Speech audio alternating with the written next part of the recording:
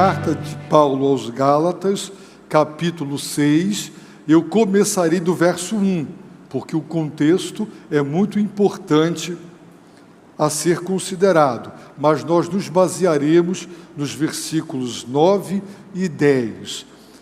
Irmãos, se alguém for surpreendido em algum pecado, vós, que sois espirituais, deveis restaurar essa pessoa com espírito de humildade e cuida de ti mesmo, para que não sejas tentado também. Levai os fardos uns dos outros, e assim estareis cumprindo a lei de Cristo. Pois se alguém pensa ser importante, não sendo nada, engana a si mesmo. Mas cada um avalie seu próprio procedimento, e então terá motivo para o orgulho somente em si mesmo, e não nos outros, porque cada um carregará o seu próprio fardo. O que está sendo instruído na palavra deve repartir todas as boas coisas com aquele que o instrui. Não vos enganeis, Deus não se deixa zombar. Portanto, tudo o que o homem semear, isso também colherá. Pois quem semeia para a sua carne, da carne colherá ruína. Mas quem semeia para o Espírito, do Espírito colherá a vida eterna. E não nos cansemos de fazer o bem, pois, se não desistirmos, colheremos no tempo certo. Assim, enquanto temos oportunidade, façamos o bem a todos, principalmente aos da família da fé. Amados irmãos, estas são as últimas exortações do apóstolo Paulo antes de despedir-se, para relembrar as igrejas da Galácia. Galácia era uma região, e as igrejas daquela região são as igrejas para as quais o apóstolo Paulo escreve. Se você quiser saber quais eram as igrejas da Galácia, basta ler o livro de Atos, capítulo 13 e 14. Os irmãos verão que Paulo e Barnabé, eles enviados pelo Espírito através da igreja, eles vão para a ilha de Creta e começam uma viagem missionária, cidade por cidade. Depois fizeram o caminho inverso e voltam para Antioquia da Síria. Então, nos capítulos 13 e 14 estão as igrejas, as cidades que foram evangelizadas e as igrejas que foram plantadas nessas cidades. Pois bem, sabemos que falsos mestres infiltraram-se no seio daquelas igrejas, ensinando um falso evangelho. E o apóstolo Paulo combate, refuta, adverte, repreende aquelas igrejas, porque começaram muito bem e agora estavam correndo grande e grave perigo de retrocessos. E um retrocesso doutrinário não é apenas o retrocesso de uma teoria, é afastamento de Deus. O apóstolo Paulo deixa claro isso nessa carta aos Gálatas. Se você se desvirtuar doutrinariamente, você não apenas se equivocou numa teoria, você se afastou de Deus, porque é impossível romper com a sã doutrina e o Evangelho e estar bem com Deus. É impossível. Portanto, dar crédito a uma falsa doutrina implica em afastar-se do próprio Deus. Logo, doutrina importa, doutrina é importante, doutrina tem que ser discutido, e quando diz, mas doutrina divide, é para dividir mesmo, é para deixar claro o que nós acreditamos com base nas Escrituras e o que nós não acreditamos, porque não tem fundamentação bíblica. Existem aspectos doutrinários que se pode conviver. Uns acreditam que Cristo, o milênio será antes da volta de Cristo, outros depois.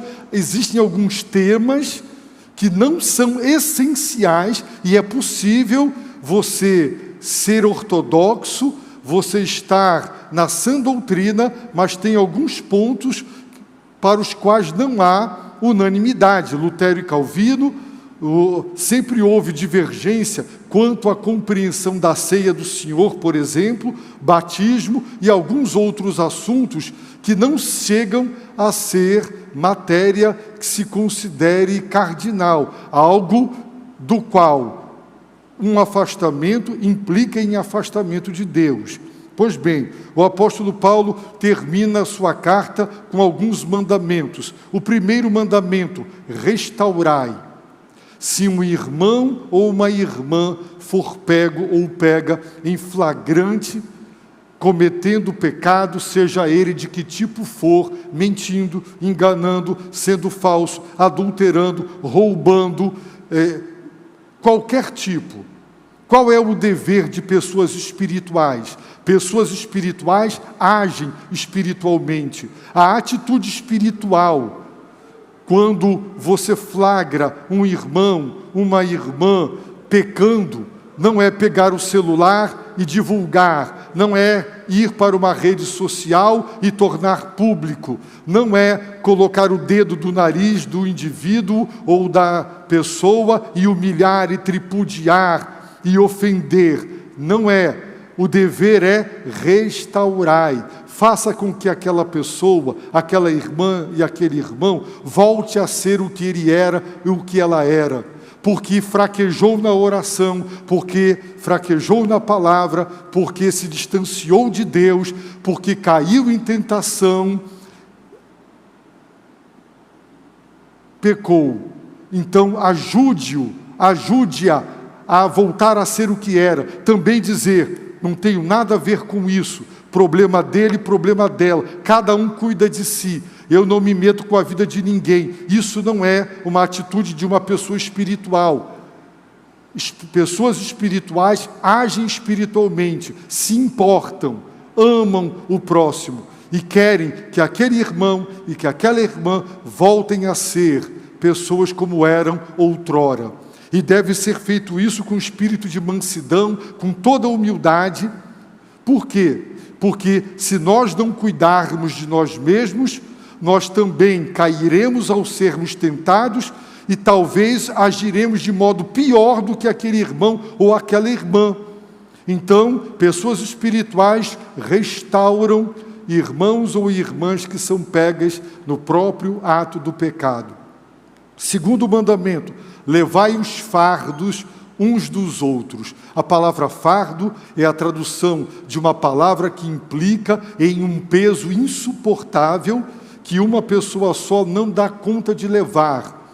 A vida tem muitos fardos. O pressuposto do mandamento, levai os fardos, é que todos temos fardos e que Deus não quer que nós os levemos sozinhos. E a missão da igreja não é só ganhar almas para Cristo, ela inclui também a união, a comunhão, o cuidado mútuo. Portanto, levar os fardos uns dos outros, ajudar a carregar a dor, o sofrimento de alguém. É duro quando alguém divorcia.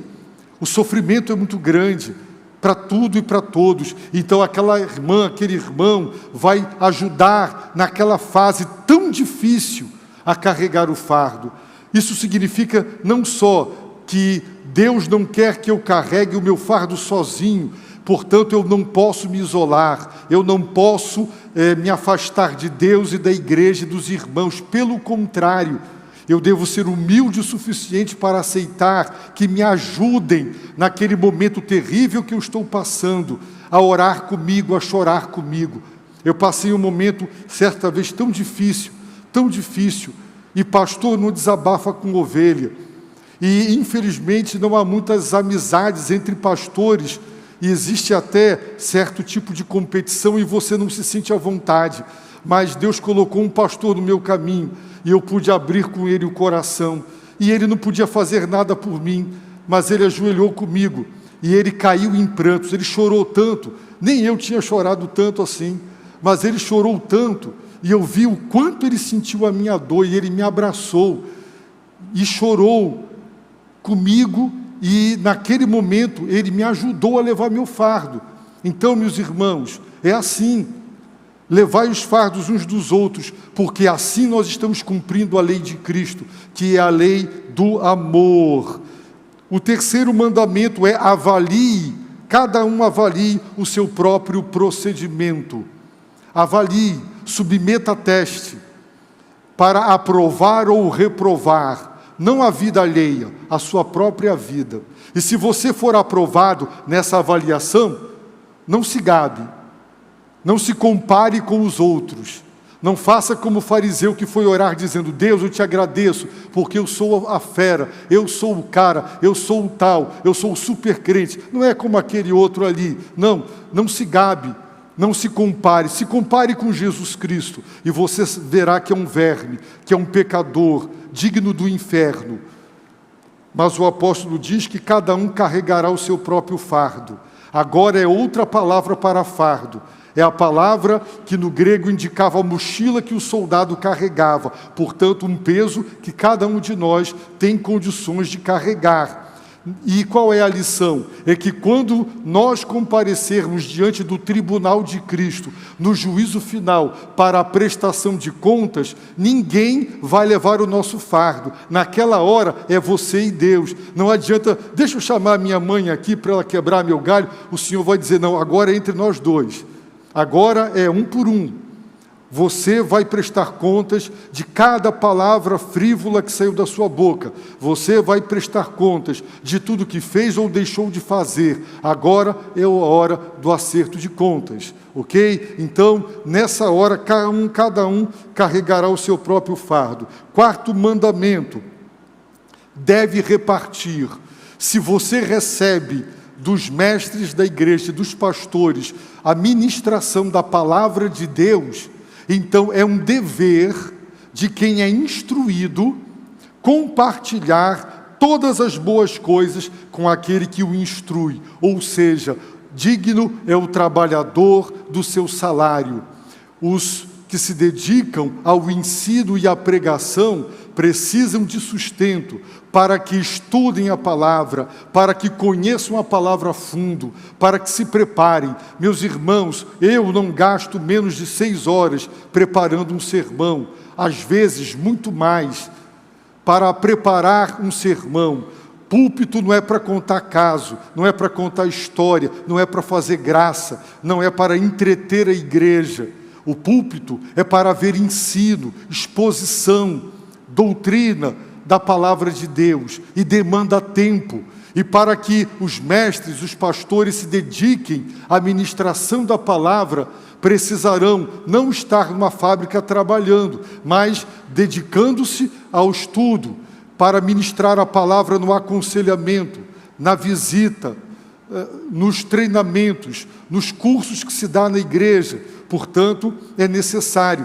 Eu me lembro de um irmão que era muito sincero. Aquele ali, ninguém se surpreenderia, porque falsidade não era com ele. E ele dizia lá na frente: eu sou contra pastor receber salário. Pastor deveria trabalhar como todo mundo e estar só domingo aqui na igreja.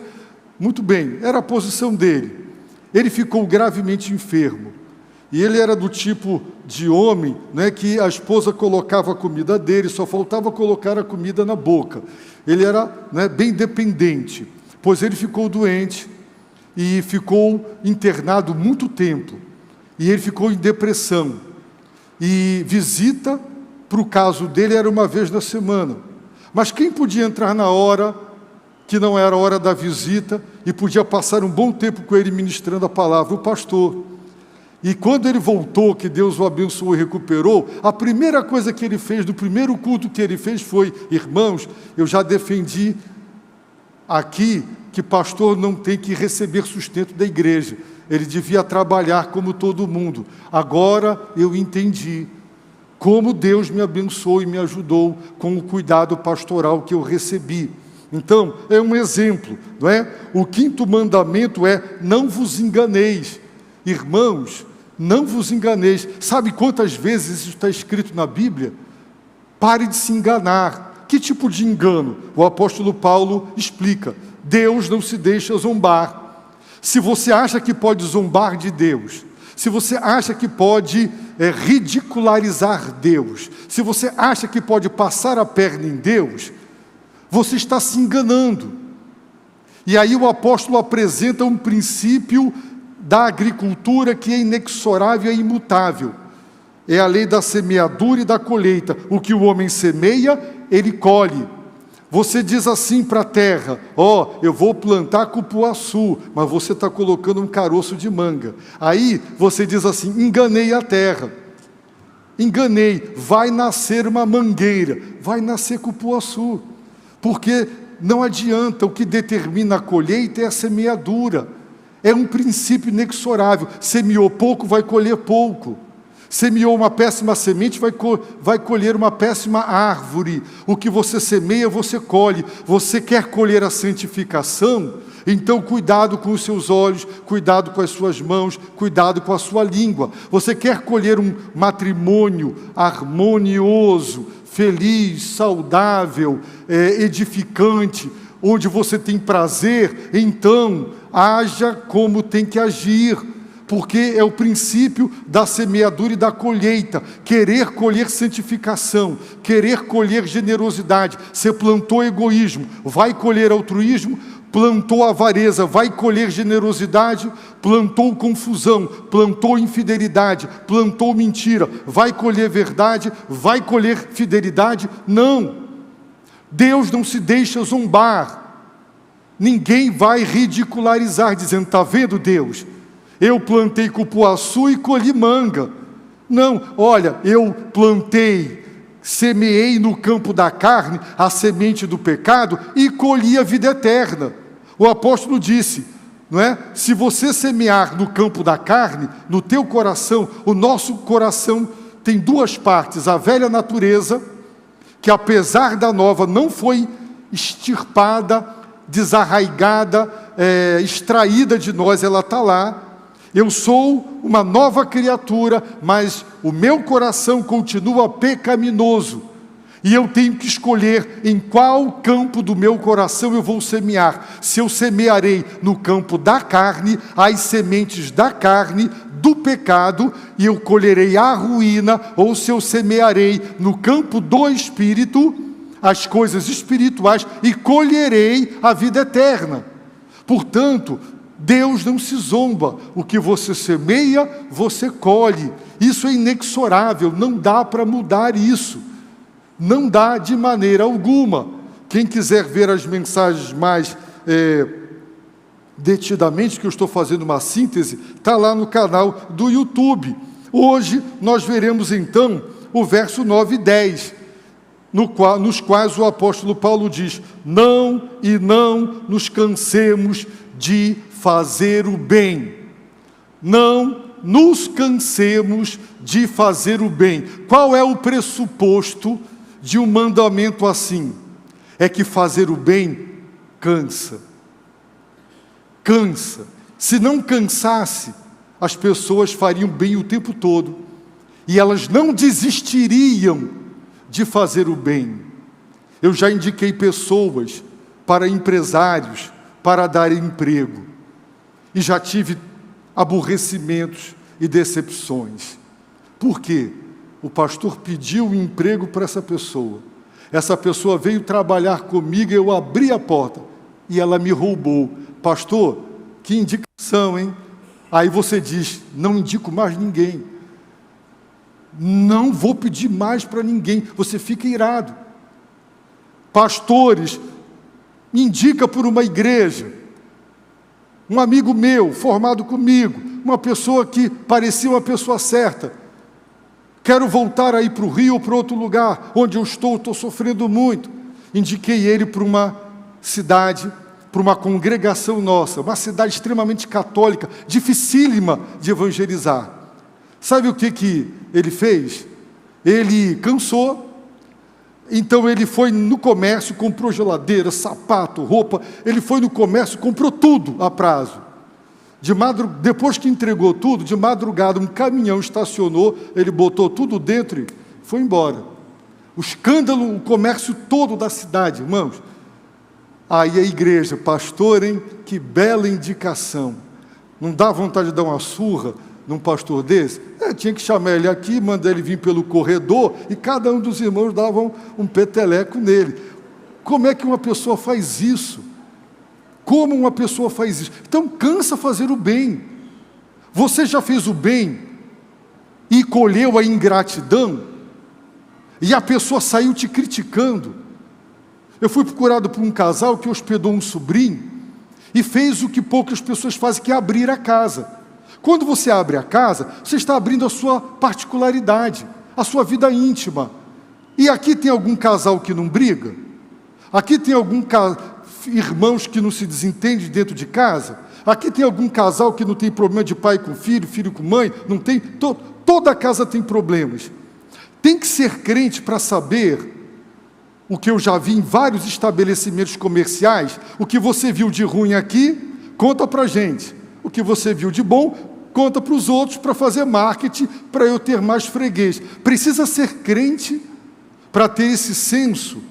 Não precisa, pois a pessoa se hospeda, é abençoado, tem luz, tem comida, tem tudo, e quando sai, expõe a intimidade da família, e fazendo críticas.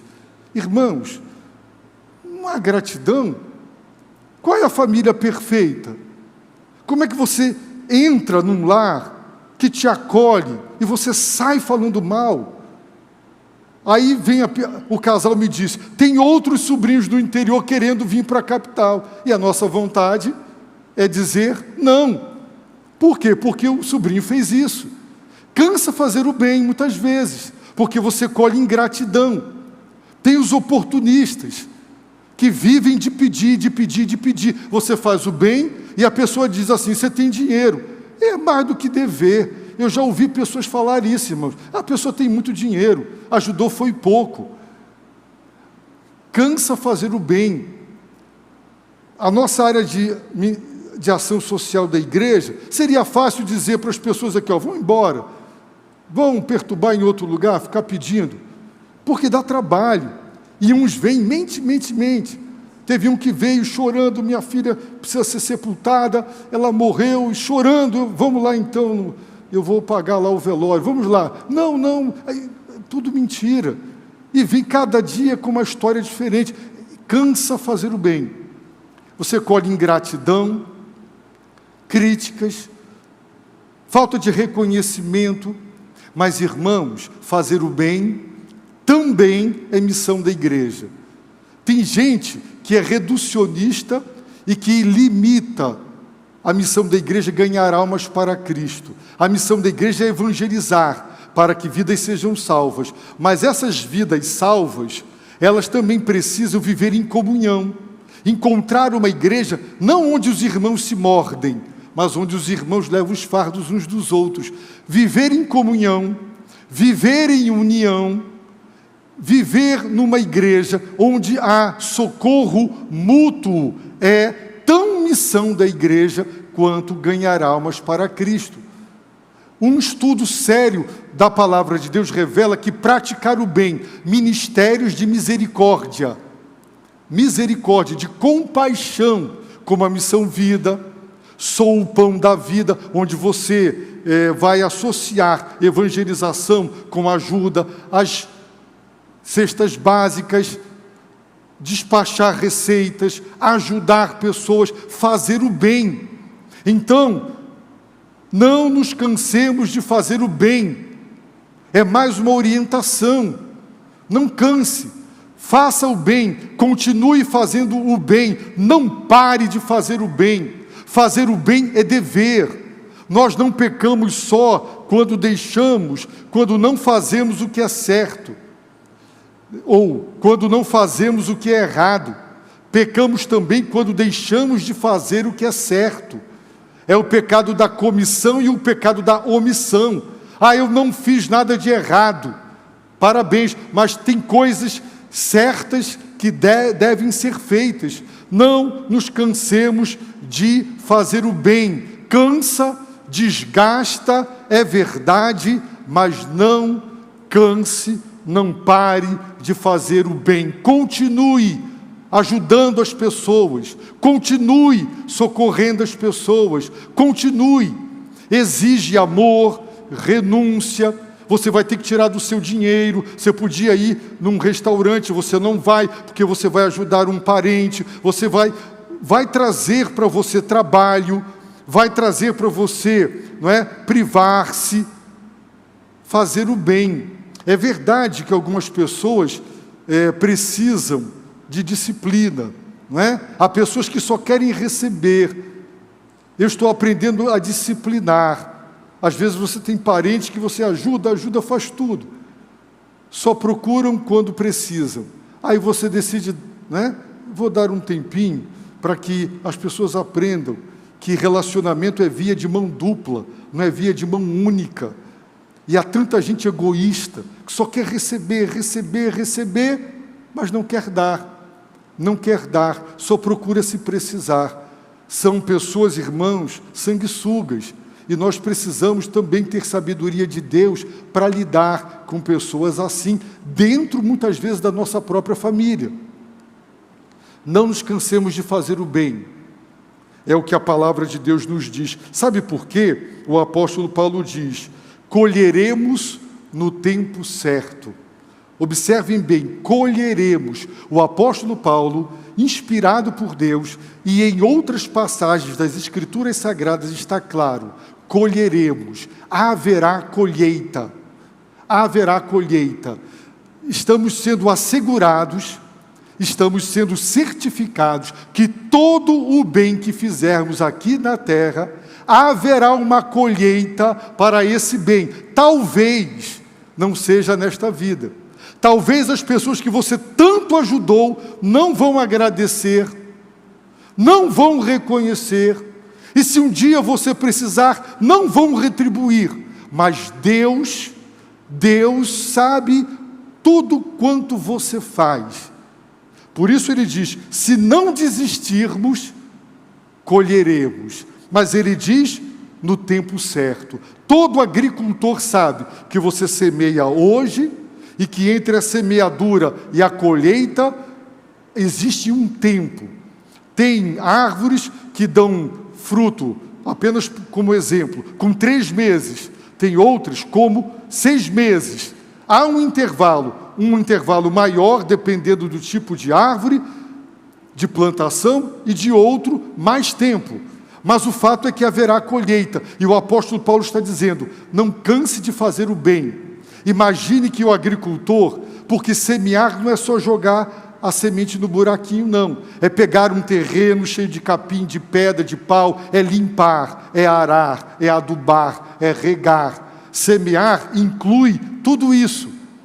Debaixo de sol, debaixo de chuva. A agricultura, meus irmãos, não é fácil. E a pessoa pode dizer: eu estou cansado. Mas se ele não desistir, ele vai colher o que ele plantou. Então, todo o bem que você fizer, com amor e por amor. Agora observe, irmãos, com amor e por amor. O Senhor Jesus, no Sermão do Monte, ele denunciou e ele combateu com veemência a religiosidade hipócrita, onde as pessoas praticam boas obras para serem vistos pelos homens. Essa é a recompensa, essa já é a colheita. A pessoa fez o bem para ser elogiada, aplaudida, reconhecida, admirada, para aparecer e para ter o seu ego massageado com os elogios. Como você é bom, que pessoa generosa é você, né? E a pessoa vai tufando, os botões vão arrebentando, porque a pessoa vai tufando de orgulho, porque ela fez para ser exaltada. Nós sabemos que quem faz o bem com a intenção de receber de volta e para ser exaltado, esse bem praticado não gerará colheita divina. A colheita como Jesus disse, já recebeu a recompensa. Foi o aplauso do bajulador. Parabéns, você é bom demais. Só que a palavra de Deus nos diz que quando pelo poder da fé nós obedecemos às ordens de Deus, nós devemos dizer que somos apenas servos inúteis, fizemos apenas aquilo que deveríamos fazer. Só que o nosso maravilhoso Deus, o nosso Deus, Ele não é injusto, diz Hebreus, para deixar passar batido, para ignorar o bem que você fez. Você podia ter comido, não é? Um bifão e você dividiu para o seu sobrinho, filho do seu irmão, comer também um pouquinho de carne. Você se privou para ajudar o outro. Você podia fazer uma viagem maravilhosa para o exterior, você não fez, fez no Brasil mesmo, mas você ajudou uma pessoa a se formar. Tem coisa mais linda do que ver uma pessoa se formar e você dizer, eu ajudei? Tem ver uma pessoa sorrir, pegar o canudo, conquistou, não é, o seu caniço, agora ele vai pescar, você não deu o peixe, você deu o caniço para ele pescar. Então, irmãos, fazer o bem, haverá colheita, Deus está vendo, e Deus recompensará. Não sabemos como, não está escrito, mas o apóstolo Paulo garante, colheremos no tempo. Tempo é kairos no grego, significa momento oportuno, na hora certa. Qual será essa hora certa? Talvez você faça o bem e aquela pessoa te agradeça, você já começou a colher. Talvez ela faça o bem para o teu filho, quando lá na frente o teu filho precisar e você já não estiver mais aqui, você já colheu. Mas se na terra você não colher, existem as recompensas celestiais. É claro que quem faz o bem com essa intenção, aos olhos de Deus, não tem valor algum. Eu faço o bem por amor ao próximo, porque eu me compadeço, porque eu sou o próximo. Jesus ensinou que o próximo não é quem é o meu próximo, é de quem eu sou o próximo.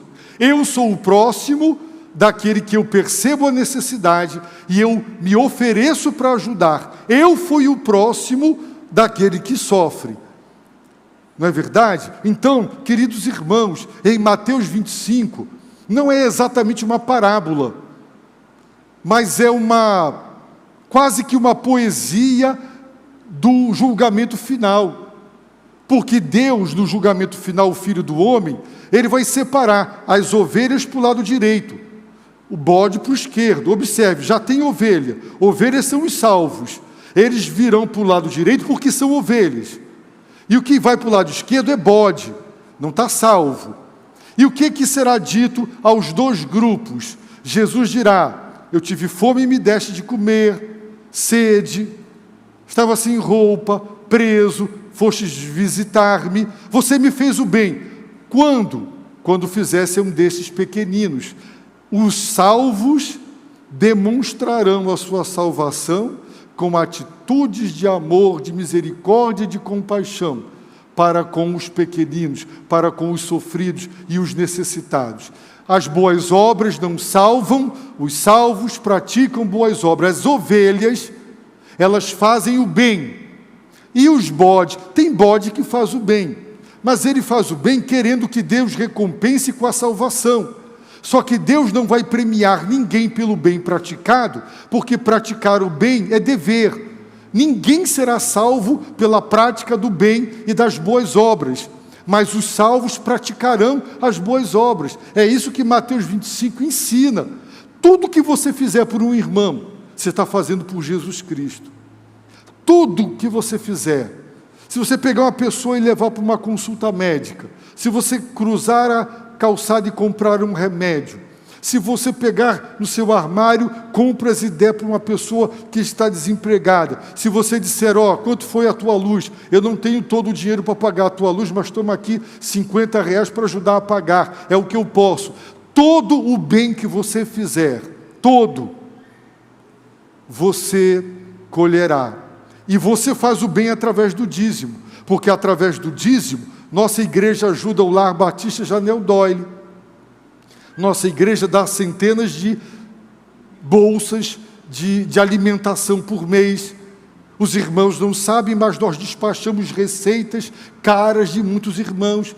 A igreja ajuda muita gente. A gente não vai ficar aqui na frente falando, até para não expor ninguém, porque não tem necessidade. Mas a igreja tem se esmerado em ajudar com amor e com carinho. E muitos irmãos aqui também. Então, não nos cansemos de fazer o bem. Faça o bem. Faça o bem. Quando você quer fazer o bem, você será desestimulado. Quando Deus colocou no nosso caminho uma criança e nos desafiou a fazer o bem, eu recebi ligações dizendo: olha, eu conheço muitos casos de pessoas que foram fazer o que vocês estão fazendo e se arrependeram. Irmãos, se a gente ficar com medo de fazer o bem pelas consequências, você nunca vai fazer o bem para ninguém. Não vai mesmo. Fazer o bem, tem muita gente sofrendo. Teve uma irmã que me disse: eu não consigo ir no Janel Doyle, porque quando uma criança daquela agarra a minha perna e me pede para eu levar, eu quase morro, então eu não vou. Irmãos, nós podemos fazer o bem para muita gente, e talvez não estejamos fazendo. Alguns cansaram, porque se decepcionaram, foram explorados, enganados, ludibriados. Mas não nos cansemos de fazer o bem, pois se não desistirmos, colheremos no tempo certo. Assim, enquanto temos oportunidade, irmãos, que coisa, enquanto temos oportunidade. Eu já fui ao leito de pessoas doentes para morrer, dizendo: eu queria ter de novo a saúde para fazer o que eu não fiz. Irmãos, morrer assim deve ser muito ruim.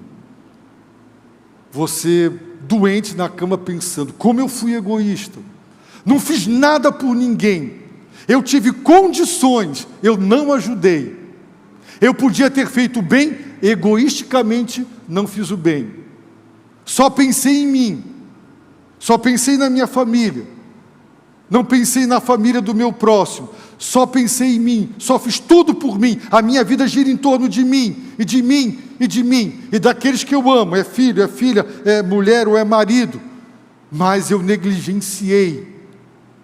É muito triste. Enquanto temos oportunidade, já vi pessoas dizer: eu tive uma condição financeira muito boa, e eu não ajudei. Agora eu queria, mas agora eu estou duro, agora a situação está diferente. Enquanto temos oportunidade, enquanto a internet é livre para a gente pregar o Evangelho, porque não vai demorar, eles vão derrubar isso. Essa liberdade de entrar em vários países do mundo, o canal Pastor Jorge Max Pregações, mais de 33 países no mundo, tem mais de 4 milhões de visualizações, mais de 40 e tantas mil pessoas inscritas, em vários lugares do mundo, mas em vários países já é proibido. Enquanto temos oportunidade, vamos fazer. Enquanto podemos, vamos fazer. Enquanto temos oportunidade, façamos o bem a todos. A todos. Pode ser um ímpio. É um mendigo que você encontra na rua, e você diz: o que eu vou fazer? Pastor, dá para levar para a Missão Vida? Dá. Vamos ver, vamos juntar, vamos levar para a Missão Vida. Vamos fazer alguma coisa, fazer o bem. Não ser indiferente à dor alheia, não ser egoísta, não é? Ora, se você tem recursos, usufrua de tudo quanto Deus te deu, porque você trabalhou, você lutou, e você deve usufruir das bênçãos que Deus lhe dá. Mas não esqueça de repartir com quem não tem. Enquanto temos oportunidade, façamos o bem a todos. Agora, principalmente aos da família da fé, ou seja, aos irmãos. Aos irmãos. Então, procure saber: tem algum irmão desempregado? Irmão, eu quero lhe ajudar a pagar o aluguel. Eu não tenho muito, mas eu tenho aqui R$ 50. Se um outro der 30, se um outro der 20, a gente paga um aluguel, a gente paga uma luz. Então, é procurar se interessar. Não é procurar sarna para se coçar. É procurar saber de como as pessoas estão. Somos irmãos, levai os fardos uns dos outros, ajudar, fazer o bem, principalmente os da família da fé, ou seja, a igreja. Nós que somos membros da igreja, somos irmãos uns dos outros em Cristo Jesus. Irmãos, esse é o nosso dever. O apóstolo Paulo está escrevendo para várias igrejas, com muitos membros. E essa é a orientação: restaure o pecador, levem os fardos, avalie a sua conduta, compartilhe todas as coisas boas com quem vos instrui na palavra. Pare de se enganar, você não conseguirá ludibriar a Deus, você não terá uma colheita distinta da semeadura. Não. Semeie no campo do Espírito para colher vida, não semeie no campo da carne. Se você semear discórdia, você não vai colher harmonia. Se você semear maledicência, você não vai colher relacionamentos fraternos. Se você não semear lealdade, você não vai colher lealdade. Lei da semeadura e da colheita. E, se Deus permitir, nós vamos continuar a partir do verso 11, no culto de noite.